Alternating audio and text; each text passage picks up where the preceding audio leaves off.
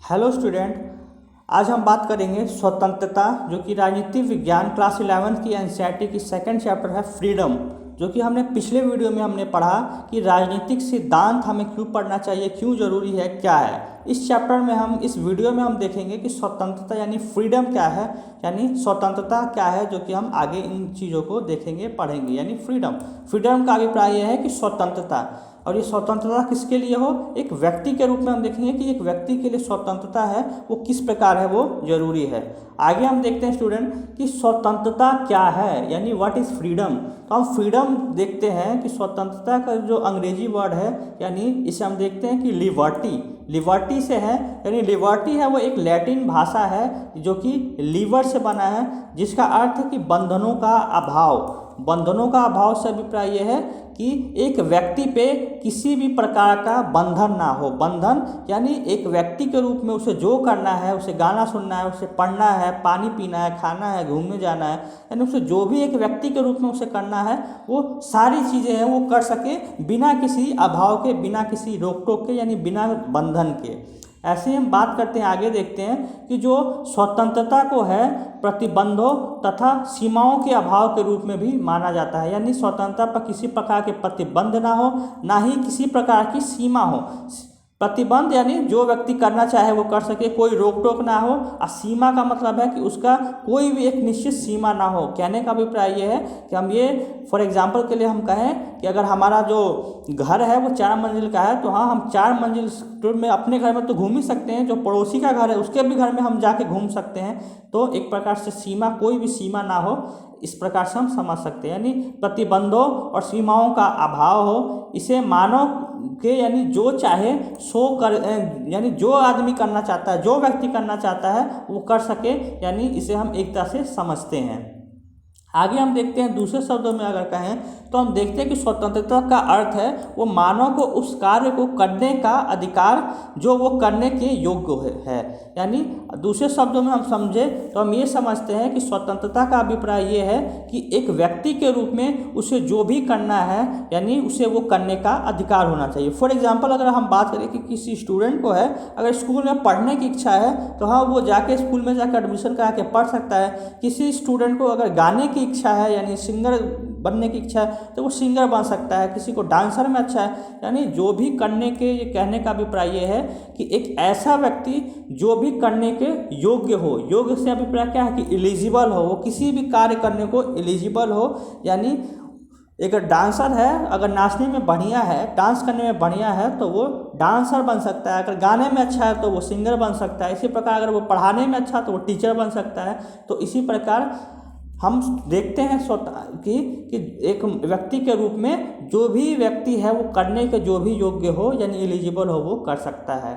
यानी व्यक्ति की आत्म अभिव्यक्ति की योग्यता का विस्तार करना, यानी एक व्यक्ति की जो भी अंदर की जो भी उससे इच्छा है, जो भी उसके अंदर टैलेंट है, उसकी योग्यता का विस्तार करना, यानी उसे प्रोत्साहन देना, तथा ऐसी परिस्थितियों का होना जिसमें लोग अपनी प्रतिभा का विकास कर सके।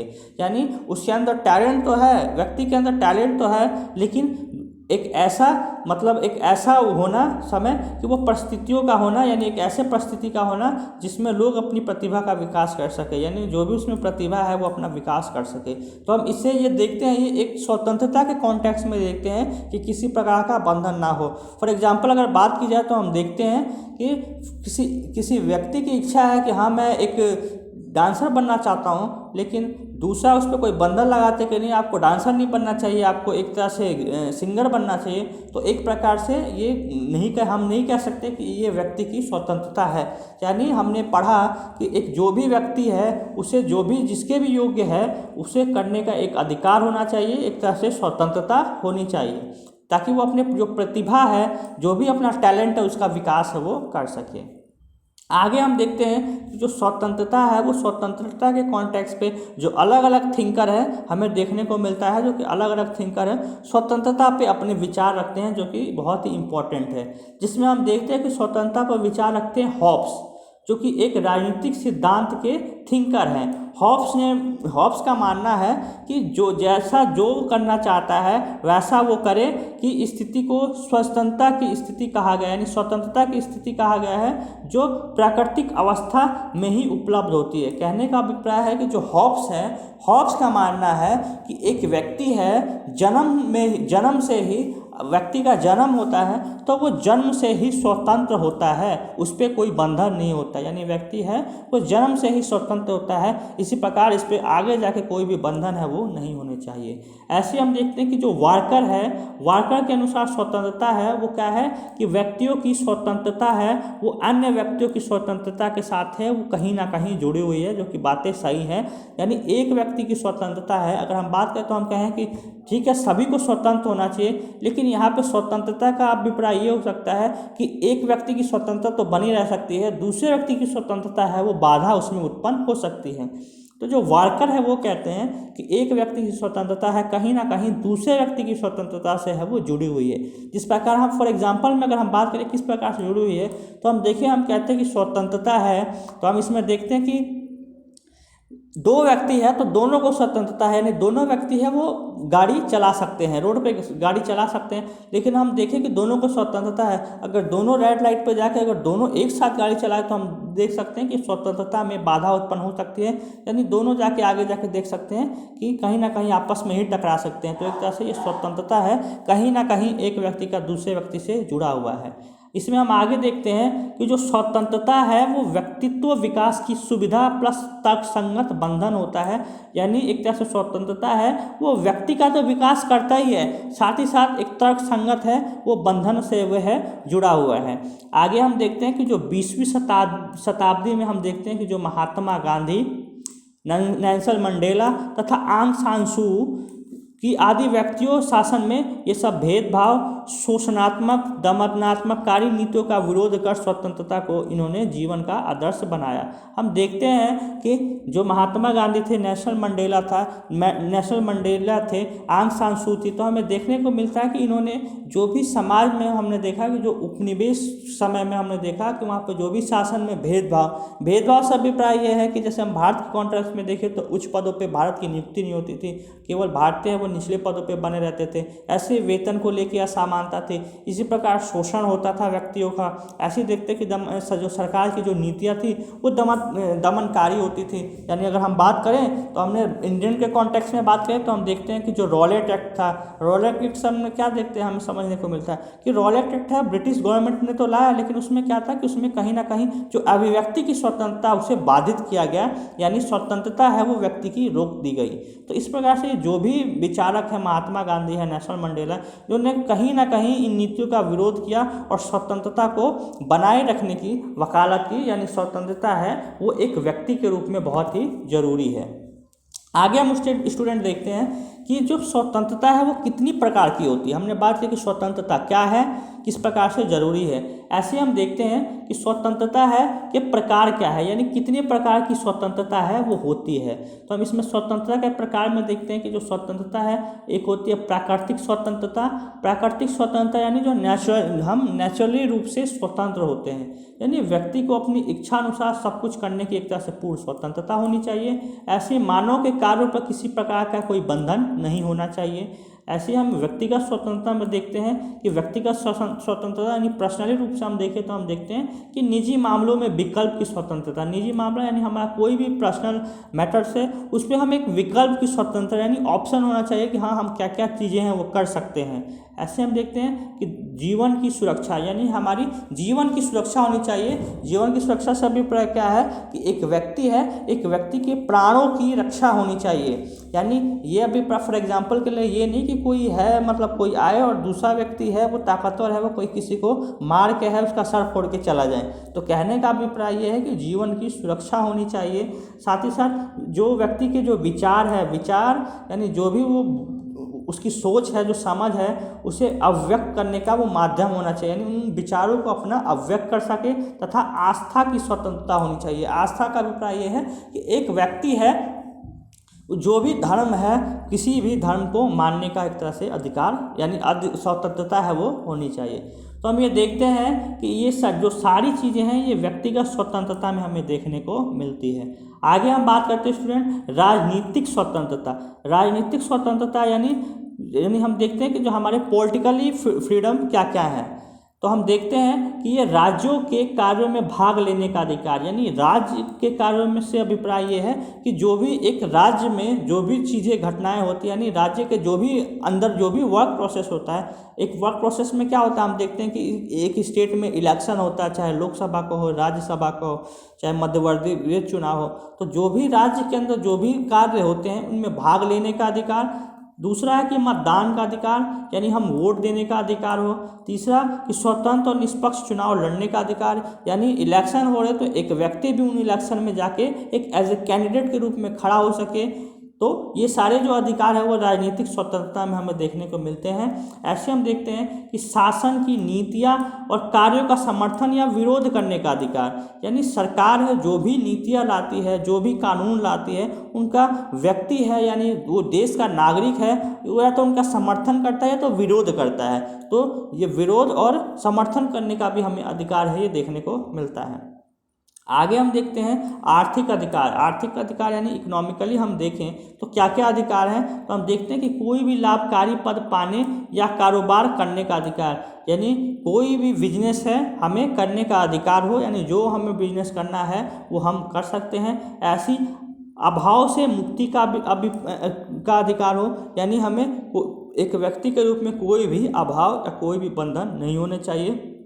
ऐसे हम देखते हैं कि वस्तुओं के उत्पादन तथा वितरण की, कोई भी वस्तु है उसका मैन्युफैक्चर करना और उसे वितरण करना, डिस्ट्रीब्यूशन करना, ये सारे जो अधिकार हैं ये हमें देखते हैं आर्थिक अधिकार यानी इकोनॉमिकली हमें देखने को मिलते हैं, जो कि एक व्यक्ति के ये अधिकार होते हैं। हम आगे देखते हैं कि अभिव्यक्ति की स्वतंत्रता, जो कि बहुत ही ज़रूरी है। अभिव्यक्ति की स्वतंत्रता है कि राइट टू फ्रीडम, यानी किस प्रकार से कि वो अपनी चीज़ों को वो एक्सप्रेस कर सकता है, यानी अभिव्यक्ति की स्वतंत्रता किस प्रकार से हो। तो हम अभिव्यक्ति की स्वतंत्रता में देखते हैं कि अभिव्यक्ति की जो स्वतंत्रता का मुद्दा है वो अहस्तक्षेप माना जाता है, यानी एक व्यक्ति के रूप में जो भी कोई भी विचार या विमर्श से कोई भी मुद्दा हो उस पर व्यक्ति है बिना किसी हस्तक्षेप के अपनी बातों को रख सकता है, अपनी बातों को बोल सकता है। ऐसे हम देखते हैं कि जो अभिव्यक्ति की स्वतंत्रता पे हम देखते हैं कि J.S. मिल यानी जॉन स्टुअर्ट मिल यानी J.S. मिल है, ये अपनी किताब इस पर इन्होंने लिखा है ऑन लिबर्टी कि ऑन लिबर्टी में इन्होंने J.S. मिल ने लिखा है कि अभिव्यक्ति की स्वतंत्रता उन्हें भी होनी चाहिए जिनके विचार आज की स्थितियों में गलत और भ्रामक लग सकते हैं।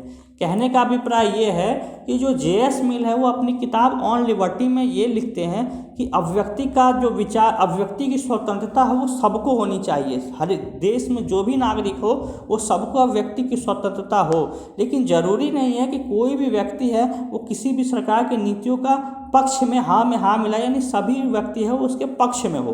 कुछ लोग हो सकते हैं कि जो कि विपक्ष में हो, यानी फॉर एग्जांपल के लिए अगर माना जाए कि किसी भी ऑर्गेनाइजेशन में कुछ ऐसी चीज़ें होती है जो कि हाँ ज़रूरी होती हैं, पक्ष में है, लेकिन कुछ व्यक्ति है उसके विपक्ष में भी हो सकते हैं। तो कहने का अभिप्राय ये है कि जो भी उसके विपक्ष में है उनकी भी बातों को माना जाना चाहिए, यानी उनके भी जो बातें हैं उनको भी सुना जाना चाहिए, उनको इग्नोर नहीं करना चाहिए।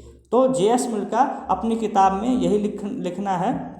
फॉर एग्जाम्पल अगर हम बात करें तो हम देखते हैं कि हम शासन व्यवस्था में हम देखते हैं, भारतीय शासन व्यवस्था में कि वोट लोग देते हैं, यानी जनता है वो जाके सरकार को वोट देती है। तो काफ़ी हम वोट देखते हैं कि उसमें कुछ लोग है व्यक्ति है जाके कुछ वोट देता है, कुछ व्यक्ति है जाके वोट नहीं करते, लेकिन ऐसे कुछ व्यक्ति है जो कि जाके वहाँ पे नोटा बटन दबाते हैं। यानी नोटा का मतलब क्या हुआ कि वो सरकार की नीतियों से असंतुष्ट हैं, यानी वो नोटा अपनी अनिच्छा को दर्शाते हैं कि उन्हें इंटरेस्ट इन सब चीज़ों में नहीं है, सरकार के चीज़ों में, यानी सरकार की जो नीतियों में इंटरेस्ट नहीं है।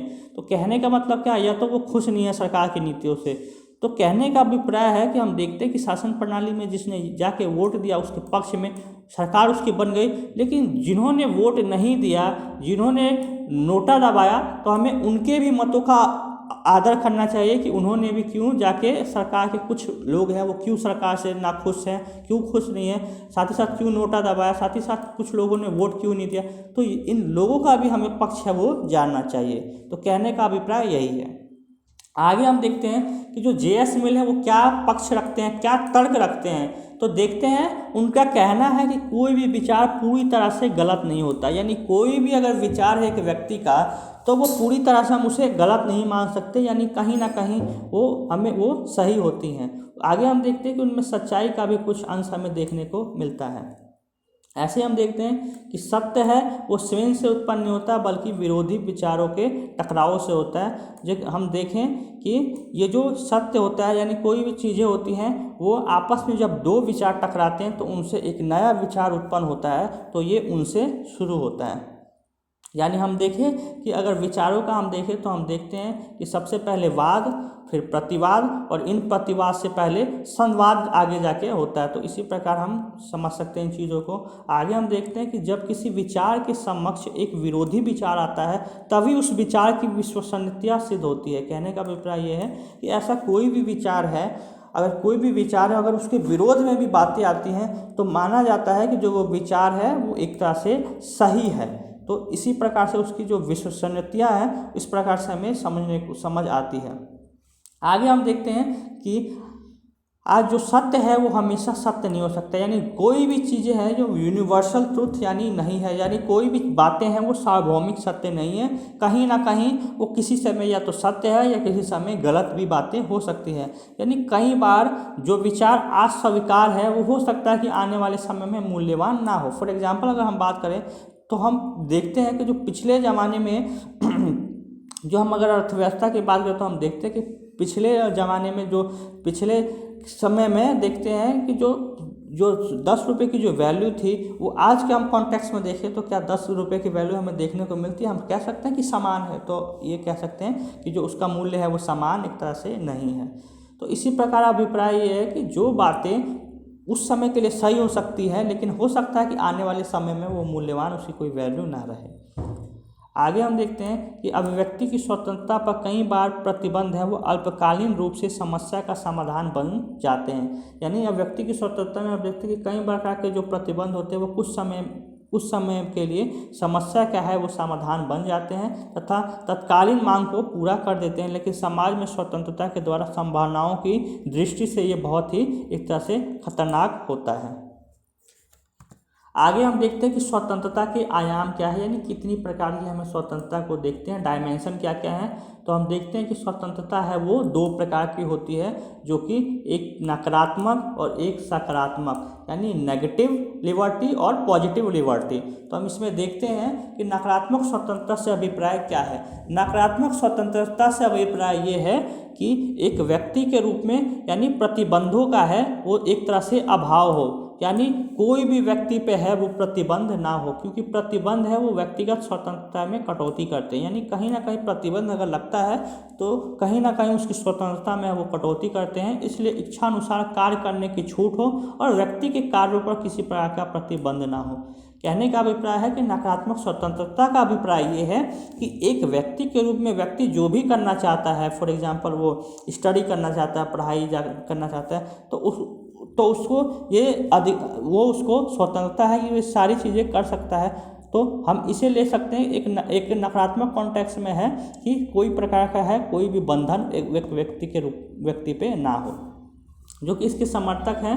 हम देखते हैं कि J.S. मिल और F.A. हॉयक हैं इसके समर्थक हैं। ऐसे हम सकारात्मक स्वतंत्रता में देखते हैं। सकारात्मक स्वतंत्रता का अभिप्राय ये है कि लिबर्टी में यानी इस पॉजिटिव लिबर्टी में हमें देखने को मिलता है कि स्वतंत्रता तो है लेकिन वो स्वतंत्रता पे सरकार को अगर लगे कि हाँ इससे दूसरे व्यक्ति की स्वतंत्रता का हनन होता है तो इस पर कुछ अभाव यानी कुछ बंधन या कुछ प्रतिबंध है इस पर लगाए जा सकते हैं। तो ऐसा है ये सकारात्मक स्वतंत्रता कहलाता है। सकारात्मक स्वतंत्रता का अभिप्राय ये है, फॉर एग्जाम्पल अगर हम देखें तो हम देखते हैं कि कोई एक व्यक्ति अगर उसे गाना सुनने की इच्छा है तो वो अपने घर में बिना मतलब कम वॉल्यूम में वो सुन सकता है, लेकिन अगर वो ज़्यादा लाउड स्पीकर के साथ सुनता है तो कहीं ना कहीं दूसरे व्यक्ति की जो स्वतंत्रता है वो कहीं ना कहीं बाधित हो रही है। तो इस पर गवर्नमेंट है कहीं ना कहीं उस पर प्रतिबंध है वो लगा सकता है। तो हम सकारात्मक स्वतंत्रता में हम देखते हैं कि ये नियमों व कानूनों के अंतर्गत एक ऐसी व्यवस्था है जिससे मनुष्य अपना विकास कर सकता है,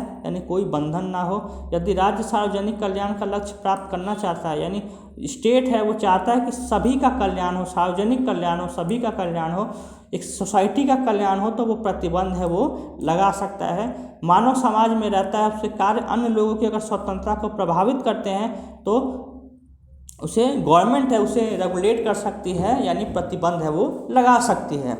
आगे हम देखते हैं कि तर्कयुक्त बंधनों की उपस्थिति इसमें होती है, यानी कोई भी चीज़ें ये जो लिबर्टी है इसमें कहीं ना कहीं तर्क होते हैं, यानी तर्क का अभिप्राय ये है कि कहीं ना कहीं तर्क वितर्क के माध्यम से जो बातें हैं इसमें हमें देखने को मिलता है कि क्या चीज़ें हैं वो सही है, क्या चीज़ें हैं वो गलत है। तो हमें इसमें तर्कयुक्त बंधनों की उपस्थिति मिलती है। और हम इसकी समर्थक की बात करें कि कौन कौन से ऐसे विचारक है जो कि इसका समर्थन करते हैं, तो हम देखते हैं कि टी.एच. ग्रेन और इजाया बर्लिन है, ये सकारात्मक स्वतंत्रता की समर्थक है, ये इसे मानते हैं।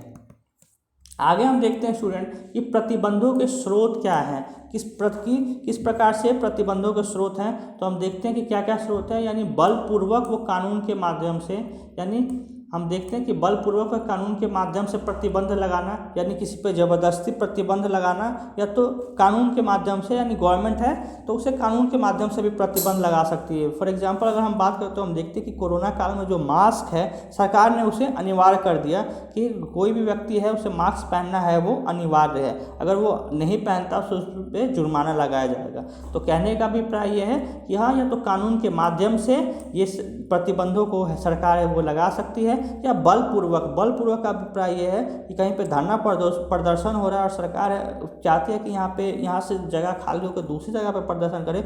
अगर जो समर्थक जो भी विरोध प्रदर्शन करने वाले हैं वो अगर नहीं जाते एक स्थान से दूसरे स्थान पे, तो जो पुलिस है वो बलपूर्वक है उनको हटा सकती है। तो कहने का अभिप्राय ये है कि बलपूर्वक वो कानून के माध्यम से प्रतिबंध लगाना।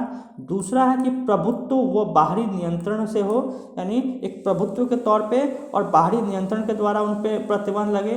तीसरा है कि कल्याणकारी राज्य के तौर पे, और चौथा आर्थिक असमानता के कारण, चौथा सामाजिक असमानता के कारण ये प्रतिबंध है ये लगाए जा सकते हैं। आगे हम देखते हैं कि प्रतिबंधों की हमें आवश्यकता क्यों है, यानी ये प्रतिबंध हमें क्यों जरूरी है, क्यों लगाना इनका जरूरी है। तो हम बात करें कि क्यों प्रतिबंध जरूरी है, तो हम देखते हैं कि सीमित संसाधनों के उचित बंटवारे के लिए, यानी अगर हम बात करें तो हम देखते हैं कि हमारे पास जो संसाधन है वो सीमित है। सीमित यानी अगर हम भारत के कॉन्टेक्स्ट में देखें तो हम देखते हैं कि जो इंडिया की पॉपुलेशन है वो काफ़ी अधिक है, लेकिन अगर हम संसाधन की बात करें तो हम देखते हैं कि संसाधन है हमारे पास बहुत कम है। तो क्या ये अब जितने भी कम संसाधन हैं इस सभी पॉपुलेशन को इनका यूज़ मतलब इन्हें भी मिलना चाहिए। तो इसी प्रकार से सीमित संसाधनों के उचित प्रयोग, यानी एक व्यक्ति के पास है वो अधिक संसाधन ना होके सभी व्यक्ति हैं इन संसाधनों का यूज़ करें। तो इसके लिए प्रतिबंधों की हमें आवश्यकता होती है। ऐसे हम दूसरा देखते हैं कि टकराव की स्थिति को रोकने के लिए। तीसरा इसी प्रकार हम देखते हैं कि सार्वजनिक कल्याण के लक्ष्य के लिए, यानी सभी का कल्याण हो, समाज में जो भी सभी का कल्याण हो उनके लक्ष्य को प्राप्त करने के लिए प्रतिबंधों की आवश्यकता होती है। ऐसे दूसरे व्यक्ति के अधिकारों की पूर्ति के लिए, दूसरे अधिकार के व्यक्ति की पूर्ति से अभिप्राय ये है कि दो व्यक्ति है अगर दोनों को स्वतंत्रता है गाड़ी चलाने की, तो कहीं ना कहीं एक को कहीं ना कहीं जो रेड लाइट पे है वहाँ पे रुकना पड़ेगा ताकि एक पहला निकल जाए फिर दूसरा व्यक्ति है वो निकल जाए। यानी कहने का अभिप्राय ये है एक ऐसी स्थिति ना हो जाए स्वतंत्रता में कि दोनों जाके सड़क पे एक दूसरे गाड़ी चलाने से एक दूसरे को ही आपस में टक्कर मार दें। तो कहने का अभिप्राय ये है कि एक दूसरे व्यक्ति के अधिकारों की पूर्ति करने के लिए अगला है कि मुक्त समाज में अपने विचारों को बनाए रखने व जीवन तरीके को विकसित करने के लिए हमें देखने को मिलता है, यानी इन प्रतिबंधों की हमें आवश्यकता होती है। आगे हम इस पे देखते हैं स्टूडेंट कि जो स्वतंत्रता है लिबर्टी पे है, इस पे दो विचारधारा है, यानी उदारवादी उदारवादी विचारधारा और दूसरा है मार्क्सवादी विचारधारा। तो हम इन दोनों को देखते हैं कि दोनों विचारधारा हैं क्या क्या कहती हैं, किसको लेके, स्वतंत्रता को लेके, लिबर्टी को लेके क्या क्या बातें हैं ये कहती हैं। तो हम देखते हैं जो उदारवादी है वो उदारवादी एक तरह से ऐतिहासिक रूप से उदारवाद ने मुक्त बाजार और राज्य का न्यूनतम पक्ष लिया है। यानी जो उदारवादी है एक मुक्त बाजार की बात करता है और राज्य का न्यूनतम हस्तक्षेप की मांग करता है बाजारों में। ऐसे ही हालांकि अब वे कल्याणकारी राज्य की भूमिका को भी स्वीकार करते हैं, यानी जो उदारवादी हैं ये कल्याणकारी राज्य की भी भूमिका को अब स्वीकार करने लगे हैं और मानते हैं कि जो सामाजिक व आर्थिक असमानता को कम करने वाले उपायों की ज़रूरत है। यानी जो उदारवादी है उनका मानना है कि जो समाज में व्याप्त असमानता है उसको रोकने के लिए, उसे कम करने के लिए जो स्टेट का है वो एक कल्याणकारी होना जरूरी है। कल्याणकारी का अभिप्राय ये है कि एक तरह से एक वेलफेयर स्टेट हो। वेलफेयर स्टेट का अभिप्राय ये है कि हाँ, समाज में जब दो वर्ग हैं, एक अमीर है एक गरीब है, दो समाज में जो वर्ग हैं उनके बीच समानता लाने के लिए सरकार है वो गरीबों को कुछ सब्सिडी दे सकती है या कुछ मनी है उनको दे सकती है। तो कहने का अभिप्राय ये है। ऐसे हम देखते हैं कि जो सकारात्मक उदारवादी है जैसे हॉब्स, लॉक और ये जो लॉस्की है जो विचारक हैं, ये समर्थन करते हैं कि कानून है वो व्यक्तियों की स्वतंत्रता की रक्षा करता है। यानी जो कानून होते हैं वो कहीं ना कहीं व्यक्तियों की स्वतंत्रता की रक्षा करते हैं। यानी सार्वजनिक हित में व्यापारियों को सर्वोत्तम विकास के अवसर है वो उपलब्ध कराने के लिए उचित प्रतिबंधों का समर्थन करते हैं। ऐसे हम देखते हैं कि जो उदारवादी व्यक्तिगत स्वतंत्रता को समानता जैसे मूल्यों से अधिक वरीयता देते हैं। यानी जो उदारवादी हैं वो व्यक्तिगत स्वतंत्रता पे अधिक जोर देते हैं। यानी एक व्यक्ति यानी एक इंडिविजुअल की स्वतंत्रता पे वो बहुत ज़्यादा जोर देते हैं। उनका मानना है कि जो व्यक्तिगत स्वतंत्रता को समानता जैसे मूल्यों से अधिक वरीयता देते हैं। यानी एक अगर स्वतंत्रता की बात की जाए तो स्वतंत्रता को वो अधिक महत्व देते हैं समानता जैसे मूल्यों से। ऐसे ही वे आमतौर पर राजनीतिक सत्ता का भी संदेह की नज़र से देखते हैं। अब हम दूसरा जो विचारधारा है हम उसे देखेंगे जो मार्क्सवादी धारा। यानी मार्क्सवादी धारणा में हम देखते हैं कि जो मार्क्सवादी हैं यानी समाजवादी है वो सामाजिक जीवन के ढांचे में उपलब्ध आर्थिक स्वतंत्रता को महत्व देते हैं। अगर हम दोनों के कॉन्टेक्स्ट में देखें तो हमने बात की जो उदारवादी होते हैं वो एक व्यक्ति की स्वतंत्रता को ज़्यादा जोर देते हैं, एक व्यक्ति को लेकर एक इंडिविजुअली। वहीं जो मार्क्सवादी धारणा है हम इसमें देखने को मिलता है जो मार्क्सवादी है वो एक तरह से कहीं ना कहीं एक व्यक्ति को लेके बात नहीं करते, ये एक तरह से पूरे समाज को लेके बात करते हैं, एक सोसाइटी की बात करते हैं जो कि एक पूरे समाज का वर्ग हो, इसमें एक व्यक्ति का विकास ना हो के पूरे समाज का विकास हो। तो हमें इसमें समाजवादी धारणा में हमें देखने को मिलता है। इस मार्क्सवादी धारणा में हम देखते हैं इसमें सामाजिक जीवन के ढांचे में उपलब्ध आर्थिक स्वतंत्रता को महत्व दिया गया है। ऐसी दूसरा हमारा पॉइंट है कि स्वतंत्रता की मार्क्सवादी धारणा है वो सभी लोगों के लिए इसके समान हितों की कामना करती है। यानी मार्क्सवादी धारणा में सभी लोगों के समान हितों की यानी सभी लोगों के समान हित होने चाहिए, सभी लोगों का समान कल्याण है वो होना चाहिए।